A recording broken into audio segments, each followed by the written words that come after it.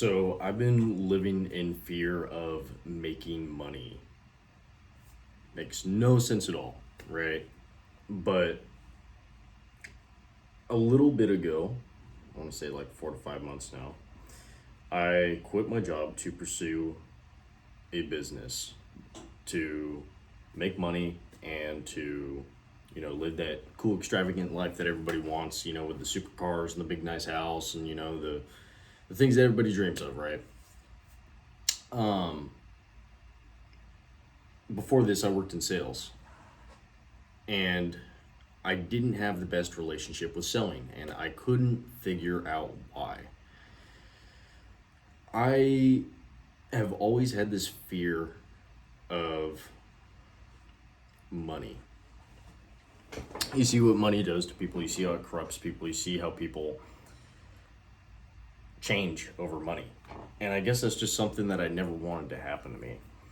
I never wanted to let it rule over me, and so I lived in fear over it. Um, so what changed? Why am I suddenly not afraid of it anymore?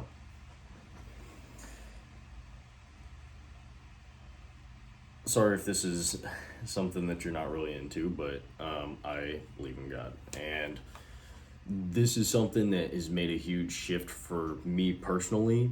Maybe it's different for you, but you hear all the anecdotes in the Bible about it is harder for a rich man to pass through, or excuse me, it's harder for a rich man to enter the gates of heaven than it is for a camel to pass through the eye of a needle. And that's always something that stuck with me ever since I was really, really young. So what's changed that perspective, right? Because it evolved from that into, okay, I still want money. How can I justify it? How can I justify making a ton of money, right? And so I was thinking maybe I can flip it to a frame where I have a bunch of money and I use it to help other people, which is inherently good, helping other people, but it is still under the guise of wanting money for myself,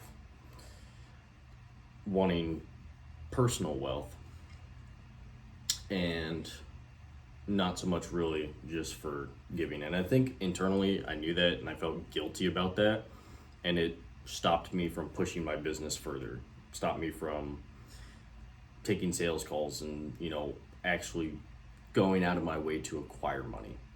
Now, I think part of that's true. If you want to make change, you need to have money, right?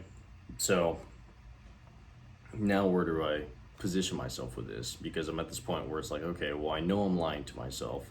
I know I want money for me, and I know that I still need it, but how do I make it so that I'm okay with acquiring money, but not in excess, right?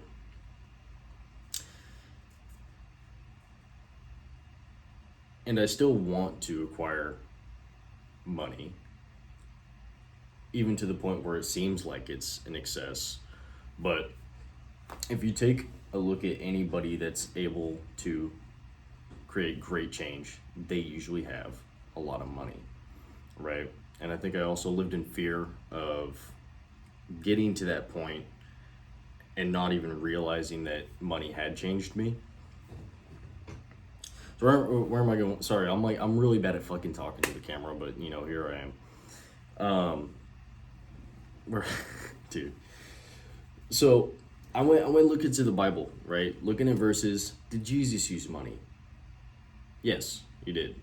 Jesus used money. Okay, so it's not a sin to have money.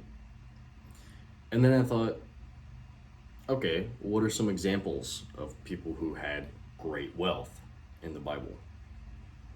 So one of the people I looked at was Solomon. Solomon had a bunch of money. Wisest man ever, right? That's his thing. He had a bunch of money, and that was used to create what are they called? It's used to create a temple. It was used to promote trade. It was used to basically grow Solomon's empire, right? And that was fueled by God's will.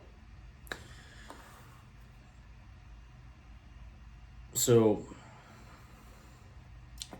now we're at a point where I've learned that, okay, having money isn't inherently bad. Jesus had money. It's okay to have money. It's okay to have great wealth. You just don't let it corrupt you. Don't let it be the thing that you put above all else. And then I think to myself, okay, if I'm acquiring a lot of money, what am I allowed to have? Right? Because my growing up, my motivation for acquiring money is personal gain. So it's, as a kid, you grow up and you want to have a supercar and you want to have a mansion and you want to have all these things, right? And so it's like, okay, do I get to enjoy any of those things or not?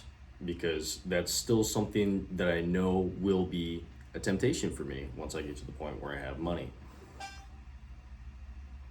Once I get to the point where I have money. Right? So are any of those things justified? Am I going to have to fight in the future to not be tempted by those things and live humbly and basically have to fight to not let it corrupt me? Which, I mean, yes, you will have to do that. But I'm wondering to what extent. So looked up a lot of verses, right? And there's a couple in Ecclesiastes.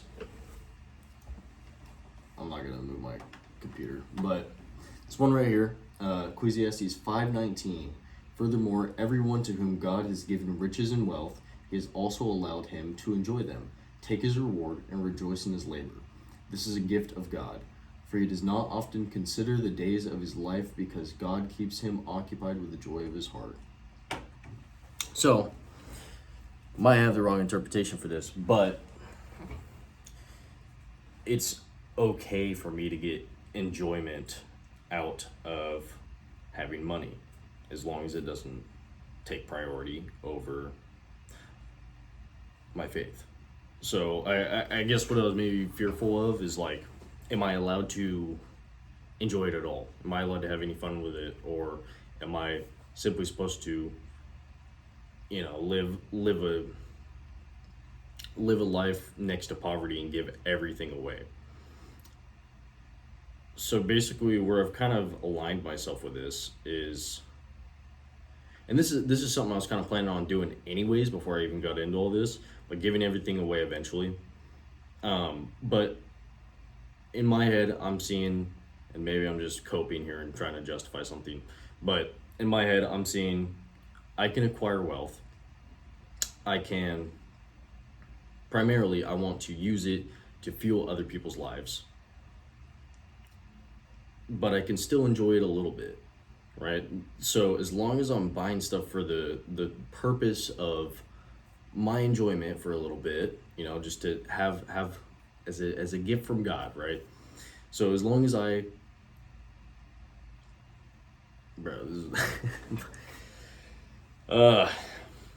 so I can have a nice house, I can get a car, I can do all that stuff, but simply for the purpose of my own enjoyment, not to store treasures. Don't store treasures on earth, store them in heaven, right? But that doesn't mean that you're not allowed to have fun while you're also on earth. I love cars. I've always wanted to have, a McLaren. That's one of the cars that I've always wanted. So do I throw that away for the prospect of giving to other people? I could, and there wouldn't really be a problem, but I don't think it's a problem either to also have something like that and enjoy it, as long as you don't put it over faith.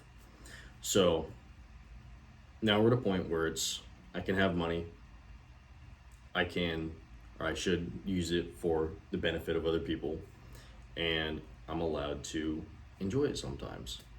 And then eventually my thing is I just want to experience it during life. So I'd like to have the car for a couple of years, whatever it may be, have the nice house, do all the fun things, travel the world, yada yada yada. But yeah, then I kind of planned on giving it away anyways and just living humbly and just having regular stuff. We'll see once we get to that point. I guess I'm kind of counting my eggs before they hatch. But I think the main thing is, as long as my focus isn't taken away from faith, then it's okay for me to have those things, whatever it may be. As long as my mind is zeroed in on God, then I'm good to go, right?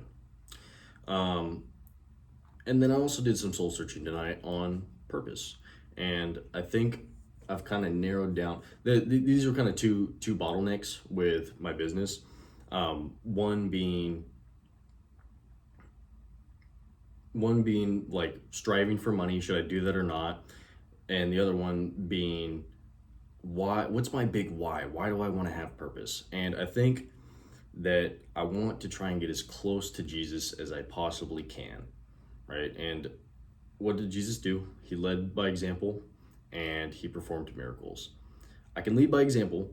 I can't perform miracles in the same sense he did. So I can't cure someone of leprosy and I can't multiply bread and fish, but maybe I can pay for someone's cancer treatment and maybe I can feed the homeless, right? So having money is having the ability to do good, and having money doesn't make you a sinner. That's all I've kind of deduced for now. So we'll see if my perspective changed, but that's kind of how I'm feeling at the moment about business pursuits and everything else. So yeah, man, we'll move from there.